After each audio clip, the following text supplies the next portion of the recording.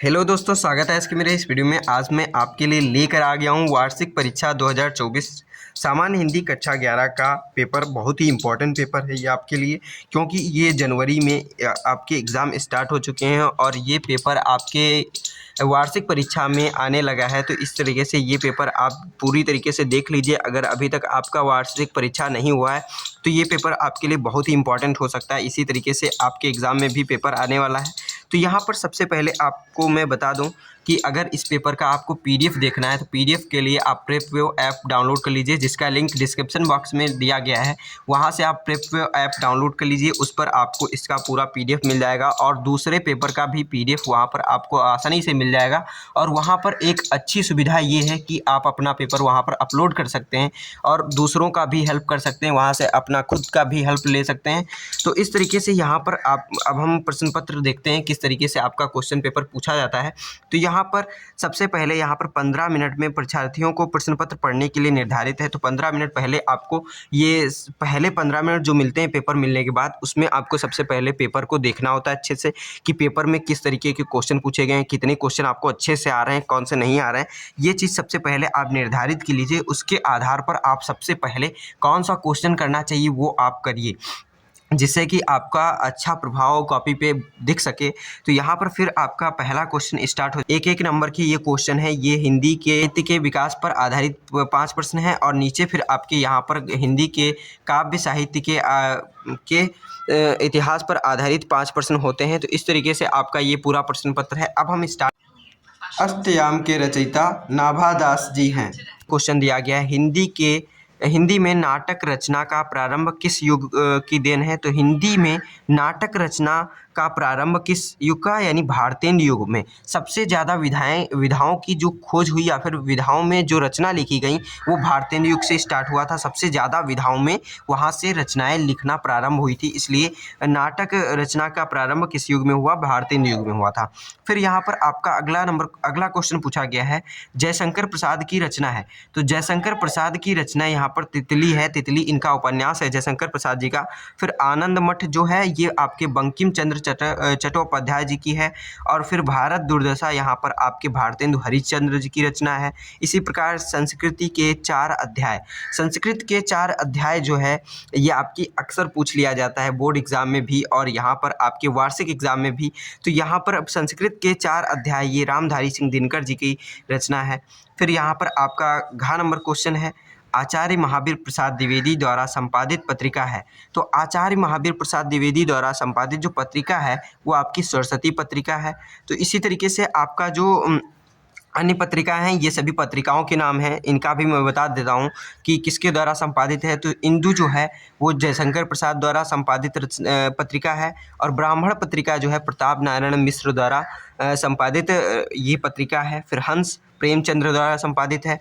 इसी प्रकार सुख सागर के लेखक हैं। तो सुख सागर के लेखक कौन है, बहुत ही इम्पॉर्टेंट ये क्वेश्चन है, ये अक्सर पूछा जाता है और ये जितने कवि हैं इनकी एक रचना को यहाँ पर लिख करके पूछ लिया जाता है ये इसके लेखक कौन है। तो इस तरीके से सबसे पहले मैं बता देता हूँ, सुख सागर के जो लेखक हैं वो आपके सदा सुखलाल हैं। और लल्लू लाल की एक महत्वपूर्ण रचना है जिसके बारे में आपको पूछा जा सकता है, जैसे प्रेम सागर किसकी रचना है, तो यहाँ पर आपकी लल्लू लाल है।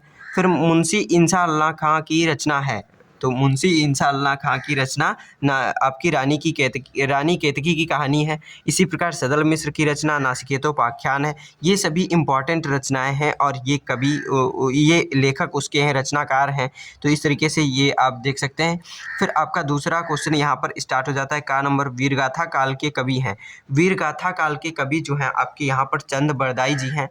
वीरगाथा काल के कवि जो हैं यहाँ पर चंद बरदाई हैं, क्योंकि वीरगाथा काल को ही आदिकाल कहते हैं। सबसे पुराना कौन सा काल, आदिकाल, यानी सबसे पुराना काल, शुरुआत का, है ना। तो आदिकाल की रचना कौन सी है, चंद बरदाई। और ये तीनों आपके जो रचना नहीं, यहाँ पर कवि का नाम पूछा गया तो चंद बरदाई आपके आदिकाल के कवि हैं और वीरगाथा काल उसी को कहते हैं। और भूषण बिहारी केशव ये जो हैं ये तीनों रीतिकाल के कवि हैं। फिर यहाँ पर इसी प्रकार आदिकाल की रचना है। तो आदिकाल की रचना यहाँ पर, आदिकाल यानी सबसे पुराना, वीरगाथा काल तो वही खुमान रासो। आदिकाल में किस प्रकार की रचनाएं लिखी जाती थी, रासो जिसमें लास्ट में लिखा रहता था। तो इसी तरीके से खुमान रासो ये आदिकाल की रचना है। और यहाँ पर फिर इसी तरीके से मैं बता देता हूँ, छत्रसाल दशक जो है ये भूषण की रचना है। छत्रसाल दशक भूषण की रचना है रीतिकाल की। दीपशिखा ये छायावादी युग महादेवी वर्मा जी की रचना है। फिर यहाँ पर विनय पत्रिका के रचयिता या रचनाकार हैं, तो विनय पत्रिका के रचयिता या फिर रचनाकार आपके तुलसीदास जी हैं। फिर यहाँ पर इसी तरीके से आगे क्वेश्चन आपका पूछा गया है, रीतिकाल का अन्य नाम है। रीतिकाल का अन्य नाम श्रृंगार काल है। फिर आपका 11 नंबर क्वेश्चन है, भारतेंदु युग की रचना है। भारतेंदु युग की रचना प्रेम माधुरी है, जो भारतेंदु हरिश्चंद्र द्वारा लिखित है। फिर यहाँ पर आपका अगला क्वेश्चन स्टार्ट हो जाता है तीसरा। यहाँ पर आपका ये आपके जो हिंदी का किताब है उसमें आपके गद्य पर आधारित जो क्वेश्चन आपके चैप्टर दिए गए हैं, अध्याय दिए गए हैं, उसमें से एक गद्य खंड लिया गया है। आपको इसमें 5 प्रश्न पूछे गए हैं। पाँचों प्रश्न के 2-2 नंबर के पाँचों प्रश्न है। 10 नंबर का ये पूरा क्वेश्चन है। और ये अगर आपको अच्छे से नहीं आ रहा है तो इसके मतलब कि इसी की तरीके से इसके अलावा में एक क्वेश्चन दिया जाता है अथवा करके, जो यहाँ पर अथवा लिखा है ये दूसरा क्वेश्चन है। इसके 5 प्रश्न अगर जो आपको इन दोनों क्वेश्चन में से आ रहा है वो आप उसको अच्छे से लिख सकते हैं। फिर यहाँ पर आपका इसी प्रकार चौथा क्वेश्चन स्टार्ट हो जाता है, जो आपके काव्य खंड से लिया गया है। आपके हिंदी किताब के काव्य खंड से आधारित प्रश्न पूछे गए हैं। यहाँ पर इस तरीके से 5 प्रश्न पूछे गए हैं और ये भी 10 नंबर का क्वेश्चन है। इसी तरीके से इसके भी अथवा में एक क्वेश्चन देखने को मिलता है आपका। फिर इसी तरीके से आपका अब आगे के क्वेश्चन पूछे गए हैं। यहाँ पर ये आपके काव्य खंड पर आधारित 5 प्रश्नों में से ये 3 प्रश्न यहाँ पर लिखे हैं। फिर यहाँ पर आपका 5वां नंबर क्वेश्चन है का निम्न में से किसी एक लेखक का साहित्यिक परिचय देते हुए उनकी कृतियों का उल्लेख कीजिए। जो साहित्यिक परिचय देते हुए इसमें से किसी एक लेखक का उनका साहित्यिक परिचय देते हुए उनकी कृतियों का उल्लेख करना है, यानी उनकी कृतियाँ लिखना है कौन कौन सी हैं। तो यहाँ पर लेखक का नाम है सरदार पूर्ण सिंह, डॉक्टर संपूर्णानंद, आचार्य महावीर प्रसाद द्विवेदी। तीनों बहुत ही इंपॉर्टेंट हैं, तीनों याद करिए आप, बहुत ही इंपॉर्टेंट हैं। 3 + 2 5 नंबर के क्वेश्चन है ये। 3 नंबर का उनका साहित्यिक परिचय, 2 नंबर का उनका क्या है, उनकी रचना है। फिर इसी प्रकार आपका 5वें का खा, निम्नलिखित में से किसी एक कवि का साहित्यिक परिचय देते हुए उनकी कृतियाँ लिखना है। तो ये कवि का है, उनका साहित्यिक परिचय देते हुए उनकी कृतियाँ लिखना है। ये भी 5 नंबर का क्वेश्चन है। फिर इसी प्रकार आपका 6वां नंबर क्वेश्चन है, बलिदान कहानी का विषय वस्तु पर प्रकाश डालिए, यानी बलिदान कहानी का आपको सारांश लिख देना है इसमें बस। फिर आकाशदीप कहानी के प्रमुख पात्र का चरित्र चित्रण कीजिए। तो आकाशदीप कहानी का जो प्रमुख पात्र है उसका चरित्र चित्रण आपको लिखना है। ये भी 5 नंबर का क्वेश्चन होता है। फिर 7वां क्वेश्चन आपका है, अपने पठित नाटक की कथा वस्तु को संक्षेप में लिखिए। नाटक का कथा वस्तु यानी आपको उसका सारांश लिखना है संक्षेप में। फिर अपने पठित नाटक के पात्र का चरित्र चित्रण लिख कीजिए। तो इस तरीके से ये आपका 5 नंबर का क्वेश्चन है। फिर खा नंबर क्वेश्चन यहाँ पर दिया गया है इसी प्रकार, संस्कृत खंड से दिया गया है गद्य खंड। संस्कृत पर आधारित गद्य, संस्कृत में जो आपका गद्य पर आधारित चैप्टर पाठ हैं जो, उनमें से एक गद्य खंड लिया गया है। उनका आपको सबसे पहले संदर्भ लिखना है जो 2 नंबर का होता है, और उसका अनुवाद आपको 5 नंबर में लिखना होता है। तो 5 नंबर का यानी होता है आपको अनुवाद इसका सही लिखना होता है। तो अगर आप इसका अनुवाद करना चाहते हैं और नहीं कर पा रहे हैं तो आप गूगल लेंस से इसका अनुवाद कर सकते हैं, संस्कृत टू हिंदी में ट्रांसलेट करके। फिर इस तरीके से आपका यहाँ पर अगला क्वेश्चन दिया गया है। तो वीडियो को लाइक कर दीजिए, चैनल को सब्सक्राइब कर लीजिए, क्योंकि इसी तरीके के वीडियो आपको आगे मिलते रहें। फिर यहाँ पर आपको अगला क्वेश्चन है, इस तरीके से 9वां क्वेश्चन पूछा गया, निम्नलिखित मुहावरों और एवं लोकोक्तियों में से किसी एक का अर्थ लिखते हुए उनका वाक्य प्रयोग कीजिए। वाक्य प्रयोग करना है किसी का एक अर्थ लिखते हुए। फिर यहाँ पर 10वां नंबर क्वेश्चन है, दिए गए विकल्पों में से संधि विच्छेद कर सही विकल्प चुनकर लिखिए। तो यहाँ पर संधि विच्छेद में से किसी एक सही विकल्प का चयन करना है आपको। तो महिषा का संधि विच्छेद है, तो महाधन ईसा ये सही विकल्प है इसका। फिर आपका अगला क्वेश्चन यहाँ पर इस प्रकार दिया गया है, जयति का संधि विच्छेद है। तो जयति का संधि विच्छेद जय धन अति होता है। फिर ममतालय का संधि विच्छेद, यहाँ पर ममता धन आलय हो जाता है। इसी प्रकार आपका अगला क्वेश्चन दिया गया है, ये भी 2 नंबर का है, निम्नलिखित में से विभक्ति बताइए। तो विभक्ति आप अपने से देख लीजिएगा। फिर यहाँ पर 11वां नंबर क्वेश्चन है इसका, निम्नलिखित शब्द युग्मों में से किन्हीं 2 का अर्थ चुनकर लिखिए। तो सुगंध सौगंध, सुगंध का होता है महक और सौगंध का होता है शपथ। फिर यहाँ पर दूसरा क्वेश्चन है, स्वर्ण सवर्ण, स्वर्ण का होता है सोना और सवर्ण का होता है उच्च जाति। इस तरीके से इसका सही विकल्प हो जाता है। फिर आपका अगला क्वेश्चन इसी प्रकार दिया गया है, निम्नलिखित शब्दों में से किसी एक के 2 अर्थ चुनकर लिखना है। तो उजाला का हो जाता है प्रकाश और आपका सफ़ेदी, कृष्ण का काला और यशोदा पुत्र कृष्ण, इस तरीके से, या फिर भगवान कृष्ण, इस तरीके से आप लिख सकते हैं।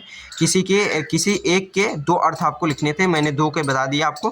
फिर यहाँ पर निम्नलिखित में से दो वाक्यांशों के लिए एक शब्द का चयन करके लिखिए। तो पृथ्वी से संबंधित कौन होता है? पार्थिव, पृथ्वी से जुड़ा हुआ।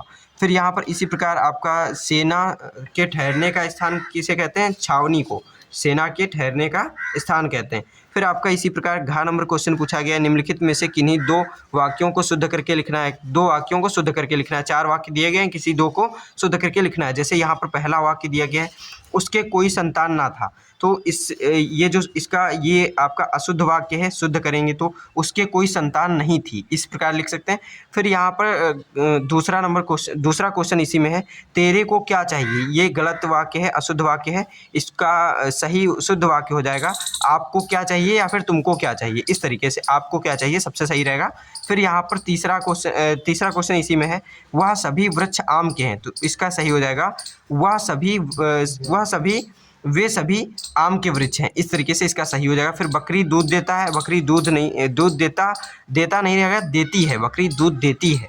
फिर यहाँ पर आपका 12वां नंबर क्वेश्चन है, बहुत ही इंपॉर्टेंट, श्रृंगार तथा हास्य रस का परिभाषा अथवा में है, इसमें से कोई एक करना है। ये तीनों प्रश्न इसी प्रकार हैं, श्रृंगार अथवा हास्य रस की परिभाषा उदाहरण सहित लिखिए। 2 नंबर का क्वेश्चन है, अनुप्रास अथवा यमक अलंकार की परिभाषा उदाहरण सहित लिखिए। फिर मात्रिक चौपाई का मात्रा सहित परिभाषा तथा उदाहरण लिखिए। इसी तरीके से आपका 13वां नंबर क्वेश्चन है, क्षेत्र में प्रदूषण से उत्पन्न स्थिति का वर्णन करते हुए दैनिक समाचार पत्र के संपादक को पत्र लिखना है।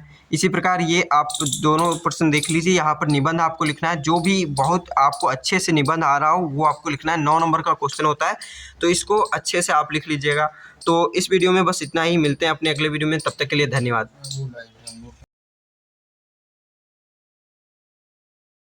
इस तरीके से हो जाता है। फिर आपका 11 नंबर क्वेश्चन है,